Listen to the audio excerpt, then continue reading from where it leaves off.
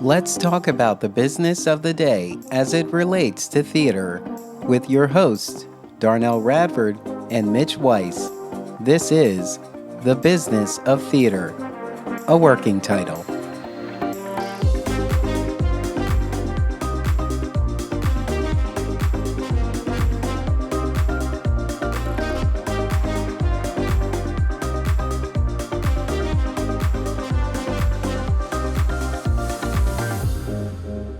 Mitch, I know we're in a rush and I know we're trying to think about a way to replace our working title. We cannot name the podcast The Business of Theater on the 45. Well, look, we keep shortening shows. We've gone from 3 hour, 4 hour operas down to 2 to 3 hour plays down to 90-minute one person shows. Sure, we can. Let's just charge $200 for 45 minutes on stage. I think a strong 70 minutes is good. Good. Allows you to get back to the rest of your life. You don't feel overwhelmed, too consumed. That used to be what they called dinner theater. You had dinner for an hour and they threw in like an hour cabaret show. Yeah, but now we don't have concessions, so there you go. So much for that. Yeah. Sir, could you not unwrap your candy? I mean, we're only going to be in here for 65 minutes. And while we're complaining, how dare the theaters sell noisy candy at their concessions and tell people to be quiet? Yeah. Come on, people, just choose the right candy. All right, listeners, if you're listening, when you're at concessions, do not get the Twizzlers. I love the Twizzlers, but that is one of the noisiest candies because it's sticky and you got to like break it apart. No, that's not the noisiest. It's anything with wrappers on the individual candies. That's the noisiest. Oh yeah, well they're not selling you a handful of peppermints or butterscotch. Those are in your grandma's purse. There you go. Anyway, This is The Business of Theater, a working title. I'm Darnell Radford. I'm Mitch Weiss. And let's get down to business. So, Mitch. Yes. So, wait, first of all, yes, we're understaffed. Yes, we're underpaid. Yes, we work too many hours. Okay, we got that out of our system. I mean, just in our podcast alone is seriously understaffed. Woodsy can't do all of this on his own. Running 3 podcasts right now, trying to keep all the balls in the air. It is what it is. But Mitch, is theater's traditional role of artistic director becoming obsolete? I hope not. I hope it is changing. And as often happens, a good idea is throw the baby out with the bathwater. I'm not necessarily against that. But the idea of allowing it to stay the way it's been is a definite problem. But we're talking about, is it obsolete? And there are a number of articles that I've been reading since the pandemic is starting to ease up. A lot of the theater companies are saying, okay, we no longer want a dictator telling us artistically what to do, and they can't do everything. So let's have multiple people make decisions. And let's be clear, I'm one of those people 100% against that. Keep in mind, you can't afford the artistic director you have. Now you go. Now you want to have a committee, that's that committee has to be of equally, if not even more, capable people than your artistic director, your artistic leader. Especially if you're trying to do new theater and add to the culture of your community. Yeah, who are these people? I know, theater companies, nonprofits that are doing very well. That the people we hired were learning on the job. I'm not putting them in charge. Yeah. But more importantly, as you said, if we need, we want our plays to be unicorns, but committees turn them into horses or zebras. You don't want that. I got one great story I got to tell you, because Disney, of course, is corporate hell. House of the Mouse. right? So regardless of what good that may come out of their system, everything costs twice as much as it has to in order to get to that good stuff. Mm-hmm. But they also do everything by committee. So, and we're telling stories not out of school. This is a firsthand story. They had a dress for Belle in the original Beauty and the Beast on Broadway, and it was blue. This is a radical thought, is it not? What color was the dress? That's blue. So the wonderful, wonderful costume designer, and she is Anne Ward, who won the only Tony Award for that show. That was the only one the show won. She submitted a drawing of the dress, and it was blue. It went to committee, and she said, "Well, we have to build it before the first preview, so I need X amount of time to get the dress ready. Please give me a decision as fast as you can." 3 days before the first preview, the committee had not approved the blue that she had chosen. And she's sitting there sweating, saying, "I don't have the first dress for Belle, and we start previews in 3 days." So they finally got the committee to say yes to the blue, and it cost, and I'm making up a rounded number, but this is not too far exaggerated. It cost $100,000 to build that dress $1 jillion. because the dressmakers had to stay up all night long and beat it and put it together and build the dress instead of working on their regular hours. So now it's overtime. They have to hire more builders to put the dress together to get it done in time. And that's the way corporate and committee waste money. So now we come back to the artistic director. An artistic director says, "We're doing this show."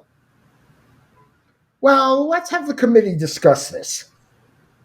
Right? Is that what we're going to do now?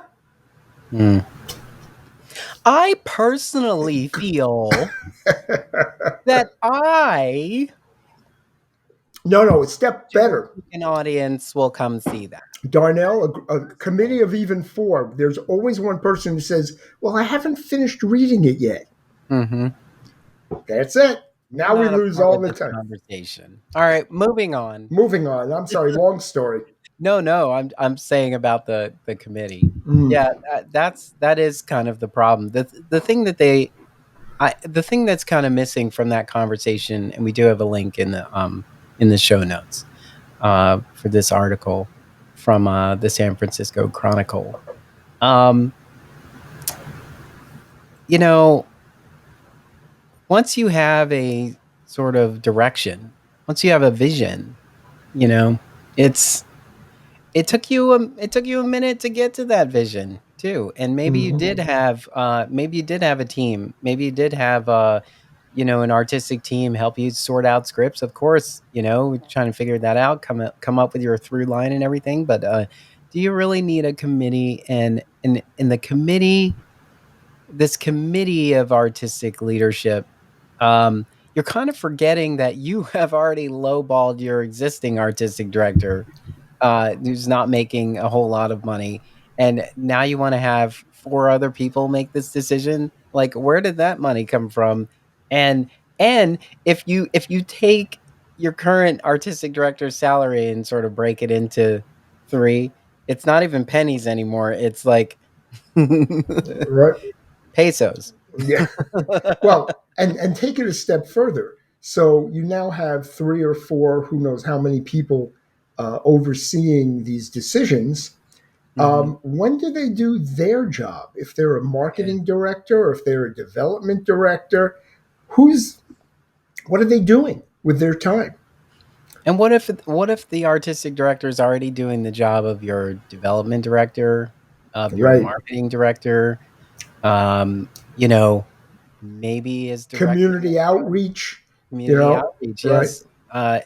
Oh, and is also your DEI coordinator. Yeah, of Yeah, course. 'cause everybody has one now. It's like, um, what size company? is this conversation for? Mm, Is theater's traditional role of artistic director becoming obsolete? And I don't know. I felt like when I started my little theater company, Represented, I was producing artistic director. It was just because I didn't have the rest of the team, and it was just me and Fractured Atlas. Like, you guys handle that. You keep me right over here, right? I'll be over here making artistic choices. Um, but yeah, I think also there's just this mindset that the money just grows on trees. And please show me the tree, because yeah. I would be more than happy to have some overhired staff shake down that tree so we can get that money into the theater, you know? And listen, I don't know who's actually listening to our podcast, but I'm putting out the word right now. You can do no better with your charity contribution than finding a theater company and helping them out. This Mhm. is hard. Yeah. Yeah. You know, If theater you live company, near one and yeah. you have extra cash, just walk it on down to the theater. They need it. And yeah, They they need may it. waste it, but think again, compared to $100,000 for one costume that Disney wastes, Mhm. how much of this money is really being wasted. They're trying. Yeah. I do want to go to an off branch of this, though. There is wisdom. I'm one of the few people I know who believes that nonprofit theater should be following I have to be very careful about this, following some of the advice of how commercial theater operates. And Mhm. I don't want to equate them, but commercial theater is about earning your money back. It Yeah. also has a different hierarchy and a different structure than nonprofit. And I think it would be well advised for a lot of these nonprofits to be looking toward the commercial community to see how they do it and say, hey, wait a minute. Okay, these people are in charge of this. This person is still in charge of that. But this person gets to tell that person what to do. And this person who's under this person gets to be the veto power over the person above them on Mhm. this other category. So there's Yeah. a lot of checks and balances, and they fail. Theater is a creative venture, so it's going to fail if your show isn't good. Nothing you can do about that. But Yeah. in the nonprofit world, it's just about we're a year round, usually, it's a year round venture, and we want to keep people um, solvent with some sort of income, but we're not doing year round productions. And the commercial world says we don't put anyone on salary until we got a show going up. And then we bring in the best people we can find that may be available, and we give them the most money we think is allowed or that we can afford fitting within our budget. Mhm. And we struggle through that. But we know we need someone for every position. And nonprofit is always asking person A to cover person D and E's job because they can't afford, they think, to pay someone year round. Yeah. And so that's one notion I have. Yeah. And it's always interesting, the sort of maneuvering, the empowerment you want to give somebody when there's no money behind it. No, I Mm. think you're so talented. You could definitely do this. You could handle 17 jobs, and then whatever it is you do when you're not here, you could do those things. You know what? We've got this space in the program that we weren't going to print. We'll put a bio in. And thank you so much. And we're going to call you. And by the way, I actually worked on a show that did this. Instead of calling you stage manager, you have done so much more. We're calling you Mother Earth. Mother Earth. And that was the bio for a stage manager because basically she did everything. Yes. It's fun when you're young and you don't really know how abused you're being. No. And I guess, yeah, yeah, yeah. I mean, like I say it all the time. I say to my interns that I will not ask you to do something I would not do myself or would not work with you on. You know, it's like the stuff that the stuff that we need to get done, requires more hands, and since you're here to understand them, I'm gonna task you with this, but I'm also gonna assist. I'm not gonna be like, look, I have to go to several meetings, but try to get this done. By the way, I didn't give you very much guidance at all. Good luck. Mm-hmm. And I'm sorry, what's your last name again? Doesn't matter. I'll see you before you leave for the day. Right. And Yeah. It's very, I'm losing two interns after this week, but they get college credit. They were given some money. mm, And I spent a lot of time with them because this was a very confined project. The project ends at the end of the week. That's not why they're leaving. They have to go back to school. But mm, the projects luckily end at the same time as they're leaving. Today, I sat down with them and we were preparing for the readings that we're doing this week. And I almost could have left them in the room alone. They were so capable. Having done this earlier this month, they retained it. They knew how to do it. They worked well together. They were able to deal with cash and writing checks. I gave them finance. I was thrilled. And yet at the end of the week, I lose them. So what did I spend all my time doing?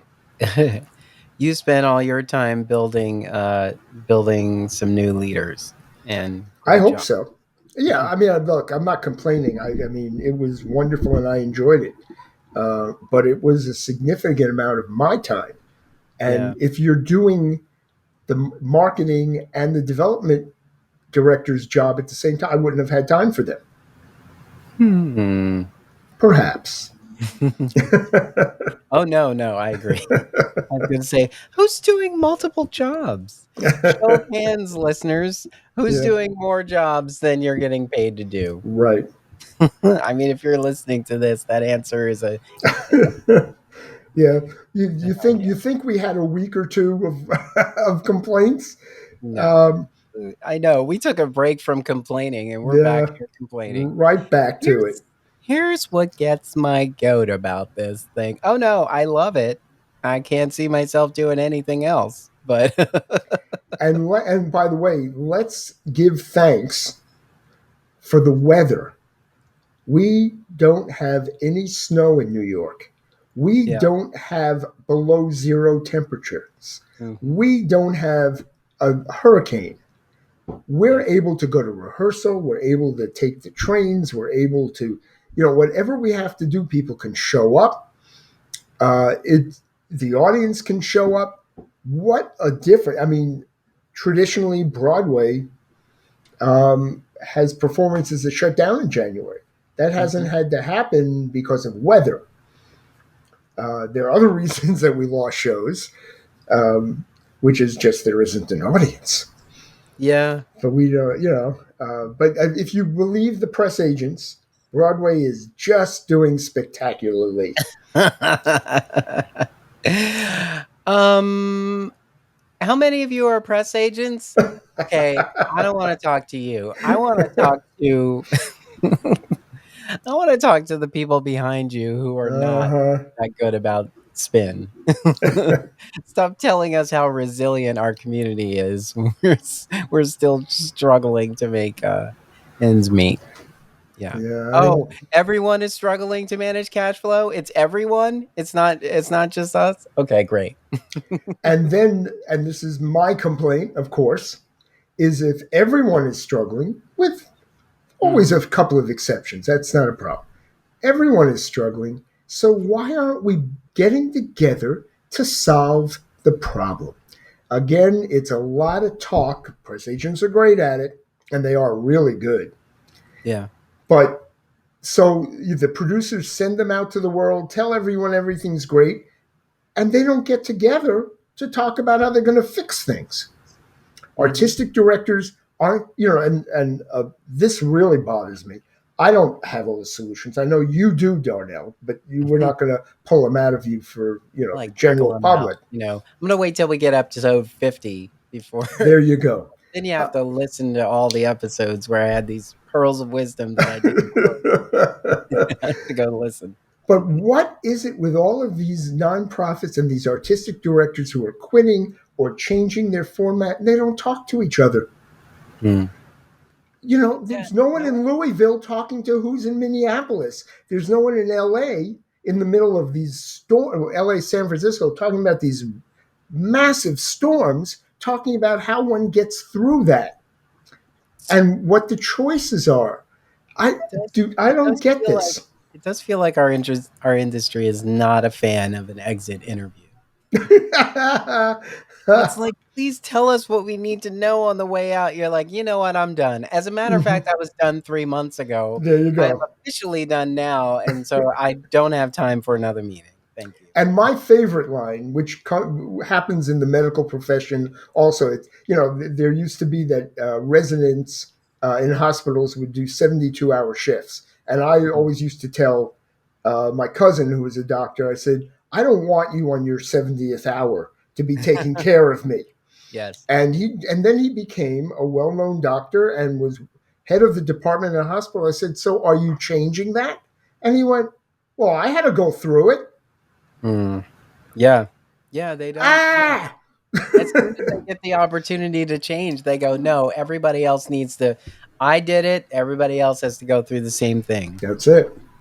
That is an interesting mindset. And my partner and I talk about this all the time.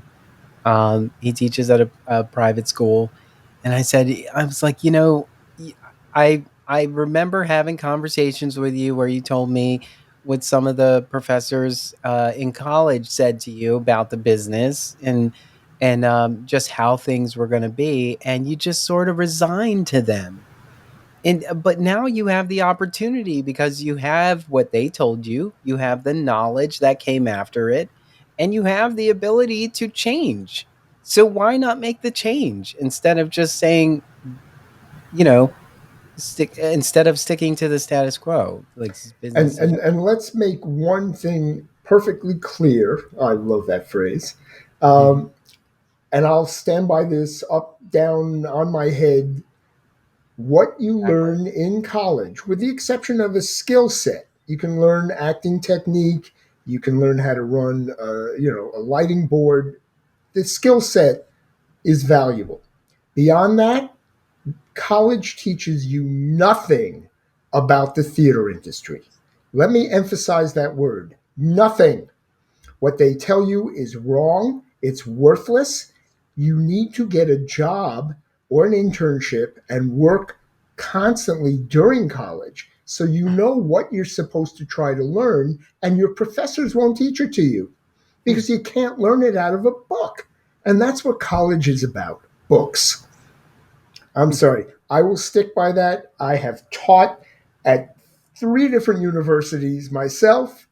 I argued with their syllabus then, trying to get the reverse from what I said. I don't want people in my classroom. I want them in a job and then every 2 weeks coming back to the classroom to say, I heard them talking about X. What the hell is X?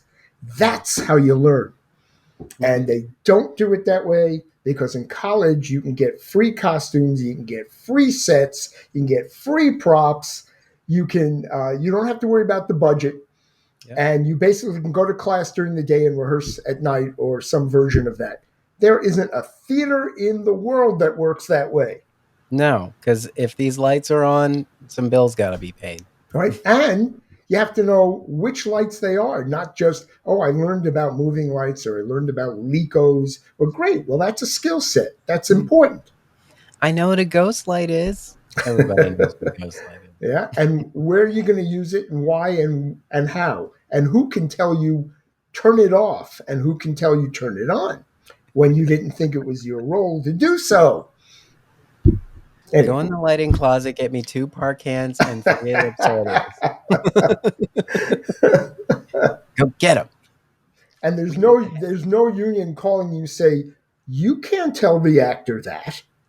that. Oh, by the way, get on this rickety ladder too. No, no, not Yeah, the sturdy one, the rickety one. Get on that one. that and I don't know. I'm not going to tell which theater company this was because then I don't want. I like this theater company. However, Theater yeah, company.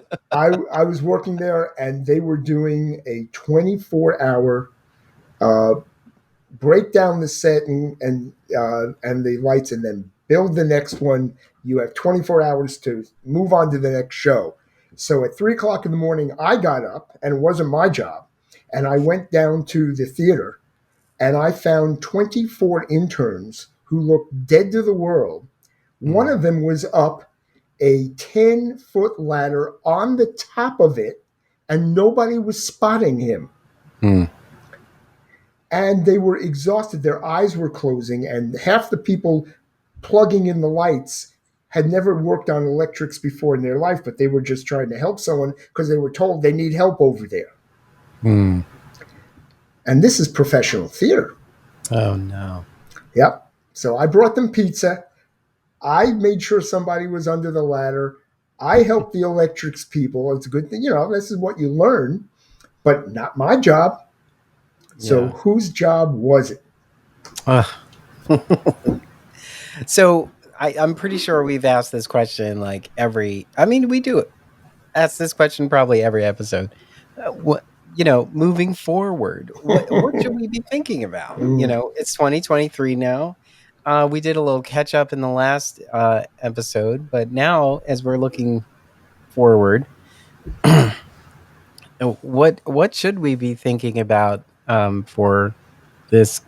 The rest of this season and this year altogether in our industry. Let me start with, if you're going to open your own theater company, marry rich. Okay, that's out of the way. Now, it's a good question. What do you think? What? Well, if you're gonna marry rich, also find a John, a Tom, a Bill, possibly. Oh, Lord. Daniel might be nice. Marry a nice Daniel. I'm starting a theater company, so I'm marrying a Daniel. It's great. It's gonna be really exciting. Yeah. Yeah, that is unfortunate because you do need you need money to burn, which is It's the kind of truth sad. It's because like, and if and this is so valuable, why are we struggling yeah. so much? If this is so valuable, like, are we? This is a rhetorical question. Are we just disillusioned? Are we confused to think that what we're doing is way more valuable than it is? No, it's more fun. It's more And fun. the potential of it is more fun. There is a Mm, difference. The I When you get to work on a hit show, something that's making money, everyone loves being there. The audience loves it. The critics love it. And at the moment, you don't have to worry about it closing. There is nothing more fun, especially if you help to get it there. yeah. Because I think what we're all attracted to is theater as a collaborative art. So certainly a Broadway show might have 150 to 200 people working on it. They're all somewhat experts, if not really experts in their field, and they're all aiming towards a first preview and an opening night at which they're going to either succeed or fail. So everyone is working toward the same goal. I think that's human spirit. But Yeah. then the question is, since that is very rare, why are we doing it when that doesn't happen? And why do we continue to do it? You work on something, it's a flop, you lose $10,000 out of your own pocket if you even had the 10,000 to spend on it. You have a bunch of friends you're working with. You had a lot of fun. The show closes. No, almost no one saw it anyway. And you say, "Let's do this again." What is the purpose? Why do we do this? I wish I could quit you. Mm-hmm. That's Sing. Give us a that's what we song, Darnell. that's what We we need a say in the song. theater all the time. I wish I could quit you. Yeah. I hate you because I love you so much. Yeah, And that's a see what you did. yeah. That movie, which could have bombed easily, we it's a common understanding amongst us. We now 9 pages. 9 page story turned into yeah we 2 hour. but it created a Yeah, cultural similarity that we can all share. It's wonderful yeah. when you get when it works, Hmm. right? Yeah. So And it's, I don't but know we the know, answer though. but we know that. We know that. But I think it's just, I mean, I think about it all the time. I'm like, we receive everything so quickly now.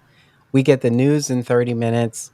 A film that took years to produce, we're in and out of the theater in 90 to Mm-hmm. 120 minutes, Mm-hmm. you know. And then you go to the theater where everything, well, the movie theater. Then you go into the theater where everything slows down, and we get to experience these moments in like real time speed, you know, and we're consumed by its energy in the moment. And then we get out into the world again, and now we're like stuck in traffic trying to get home, and the weather's bad, or we have to eat and everything. It's like how to. I remember early on, one of my friends said, when we are all together having a conversation about things we can do, that's where the energy is. The energy is right here in this moment. But the further away from each other we get, like, oh, that was a good meeting, or that was a good chat, or a good hang, and then we're blocks away, minutes away, hours away from that conversation, like that energy dwindles, you Mm-hmm. know, it fades. So like how do we keep that energy alive? Because I know like when I walk out of a theater, I am moved. I have received new information. I'm never walking out of a theater with, I knew that. I knew everything about this. There's something I picked up on that wasn't there before, or something I was able to sort of meld into everything else I was given in the day. And now this helps me move forward in life in general, but even if you feel that in the moment, like I love the shows where you look around, and there's audience members who are really moved emotionally, like crying and sobbing and so on. And then they're like, what do they do once they get out and get in their car and realize that, they were parked somewhere that was past time, and now they have a ticket, or Mm-hmm. um, Mm-hmm. they take their phone off of silent if it wasn't on silent during the show. If it was on silent, yeah, if it was on silent during the show, and then all of life just comes flooding back in, and it's like, yeah, it's like how do we just keep how do we have to just keep reminding people of that energy, that fire, and Also, yeah, how do we just keep that momentum going? it's also and I know you especially know this now at Theater Exile, which has a new show beginning very shortly. I'm sorry, I was giving you a plug. Come into the light, The Peter light, Exile, the light. Uh, Hierarchy. um, when you're working on a show, Mhm. very similarly, you walk out of a production meeting where everyone got their questions answered. They kind of know what they're supposed to do and how they're part of the whole, and they visualize how they're going to move forward. And then each task that each one of those people has to do gets mired in mud with stress and pressure and deadlines, and then all of a sudden bills that come in that you weren't expecting, and somebody changing their mind after you've done all your work. Um, there are days where, and certainly administratively, talking for me, it's like half the time, really, I'm worried about filling out this form for the union, or Mhm. I'm worried about making sure the check is exactly right to the penny. Yep. And, this isn't putting on theater, and yet it is. And so, how was I fooling myself? How was I thinking that this was like high school? We're putting on Sound of Music and everyone's having a good time, Oh, which that was a question I had earlier. Who was in high school saying, "I wanna be an artistic director"? No, better yet, "I wanna be a managing director." oh Lord. And by the way, and this is now a plug for the book.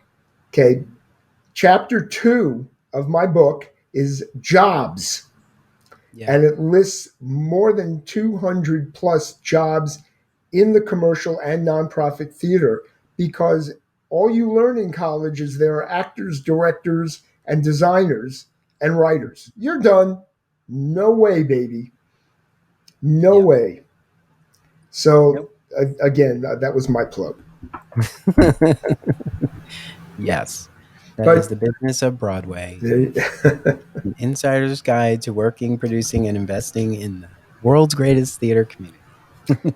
written with Perri Gaffney, giving her, Yes, and yes. uh, Ah, uh, you can get all that. anyway, You can um, get all that online. yeah, you can. I don't know But how yeah, I don't know how, I really would love to resolve this in any way whatsoever. The problem is, and I really do believe this, there needs to be a think tank. I think we as a general community are smart enough, and not, by the way, not all artistic directors are, because all they care about often is, I feel like doing this show and I want to do it my way, and you have to find me the money, managing director. mm, And I don't, or board of directors, I don't want to hear there isn't enough money for it, and I'm going to spend it anyway, and blah blah blah. That is the worst kind of artistic director. I'm not trying to imply they're all like that. I just mean that yeah. there are some like that. So Mhm. how do we sit the, quote unquote, the right people down to figure out how to restructure within the reality of where money exists in our business? I mean, there is ticket sales. There are ticket sales. You have to figure out, how does that pay for anything? It doesn't, unless you're Well, Hamilton.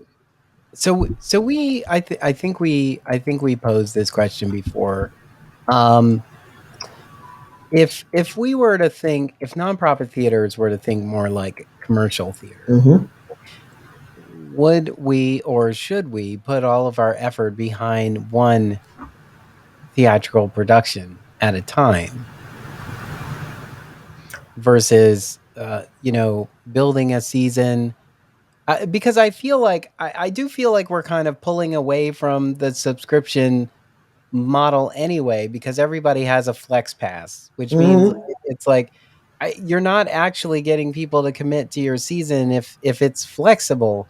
And if it's flexible, do you really need to commit to the season? Good Yeah, question. It's an excellent question. And by And the way, so we go through cycles. So it yeah. may be that 10, 15 years from now, we go back to a subscription model, but we Mhm. have to be very aware and adaptable based on we just came out of a pandemic. Things are going to change. Yeah. Why is it taking so long for some of these theater companies to even talk about change? Mm. Yeah, I don't know. I mean, perhaps everybody, there's just a lot of uncertainty, and Yeah. that uncertainty is causing people to just stay put, you know. Yeah, to Um answer your question, though, because I think you posed a good one, um, I think one of the things that nonprofits get to do, and again, this is part of the philosophy that Joe Papp used at the New York Shakespeare Festival. Um, there are shows that no one believes are commercially viable. There is, and I'm using, to me, the best example in history, which is the show for colored girls who have considered suicide when the rainbow is enough. It is poetic, So it's all poetry. It is black women screaming and yelling about black men at a time where there were no black plays on Broadway. And Joe Papp said, well, first, I'm producing it off Broadway. So he had a subscription base, and it just clicked. It was gorgeous. It was powerful. And instead of saying, okay, we had our audience, we played 8 weeks, now it goes away, he said, more people need to see this because we weren't expecting it necessarily to be a hit. We just knew artistically it was phenomenal. Mm. And he moved it to Broadway. He took his nonprofit money, and he had some, or he raised some, and he moved it to Broadway where it ran and made even more money. A show like that, if you just start with a commercial producer, would never happen. So the nonprofits are there to take risks, to say, this is our community. What kind of theater, entertainment, um, education, what combination of all of that does this community around our theater desire or need? And let's see if we can bring it to them. Then along the way, there may be money to be made, and we're going to set this up for success. If it doesn't happen, it doesn't happen. But the Yeah. first step is find the right material and take the risk. Commercial ventures cannot do that. They're looking for what's the easiest ticket price we can get.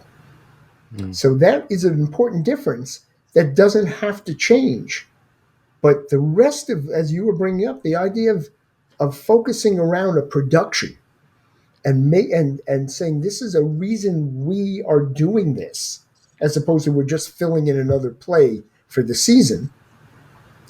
That's a good, I think, a good way to think. Yeah. It's and it is interesting too because like, you're working to secure a space that you can call your home. You rent spaces for a bit, and then you can actually get the opportunity to take over a building or build a building for that Mm-hmm. matter. Yeah. And but the infrastructure has to be there too, because the difference when you were renting a space versus running a facility is like now you need all the people that run a facility. Can't just so it's not like you I just moved my team in for the show and here it is. Now I've got a building to run. So it's actually more than producing theater. Becomes so much more. We have to sustain all of that. That's absolutely true Need because that and you we need have, it. and if you're using, as many theaters do, if you're using actors from out of town, you have to Mhm. house them. So then you Yeah. worry about housing Yeah. and transportation. And God forbid you use a British actor, then you're worried about immigration and visas. All of this is part of putting on theater, but not every show needs the skills of each one of those items.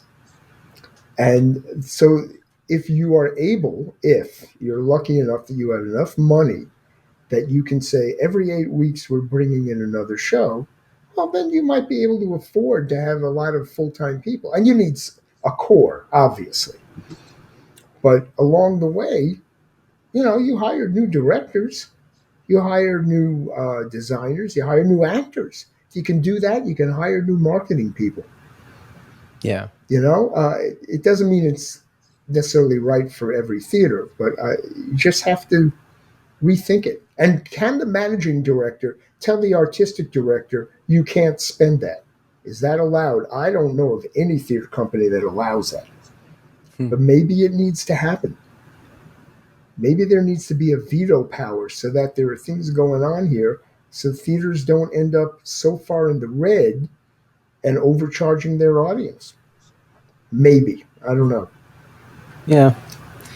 I don't know. I feel like we pose more questions than than we No, than but isn't that the first step to solving it? To me, that's where the think tank is. Yes. You know, No, I don't walk away feeling lost, but it's like, yes. Yeah, it's just more to think about. and we just keep thinking about it. And I think that's also part of the fuel that keeps us running. You know, Hmm. it's not just the excitement and the energy. It's the questions and the concerns. It's like, how do we do this before? Well, we were operating like this similarly, and these things kind of worked. They just don't work right now. So what is the reason they don't work today versus when they worked last time we did it? Hmm. You know, and then we just keep learning. We just keep trying to like chip away at it, because there isn't like an official answer. There's just continuous adjustments. It is living. It's living. Theater And is living. I just wish we would figure out a way not to burn out the people Yeah. we adore working with, and Yeah. that to me would solve most of the, if not all, the problems. That sometimes you have enough people who know what they're doing, which, by the way, is Broadway. Hmm. That's the reason, to me. That's the bottom line. Everybody in there knows what they're doing. So you're, even though if you're running around and there are bad days and things go wrong, but you can, if you're a wardrobe person, you don't have to worry about the set Hmm. just because the set person got ill and went to the hospital. Right? You still can just do your job and do it well. Yeah. So we haven't quite hit that with most of our theaters yet. No. And so we don't burn out. We are actually we're going to call it an Yep. episode.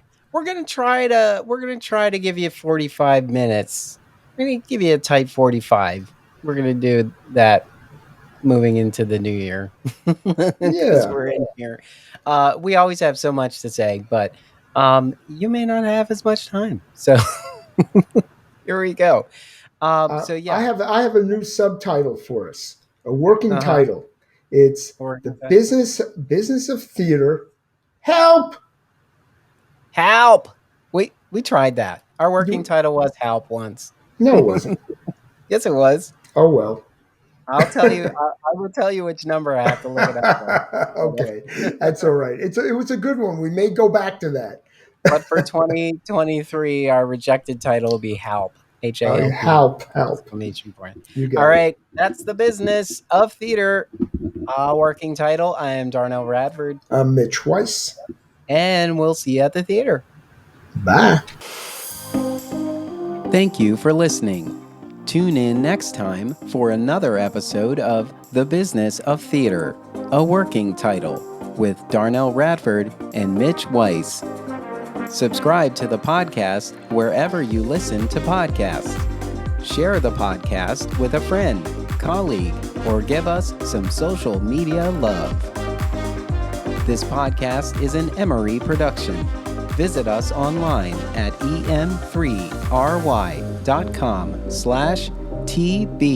em3ry.com/TBOT. Follow us on Facebook, Twitter, and Instagram at em3ryotm.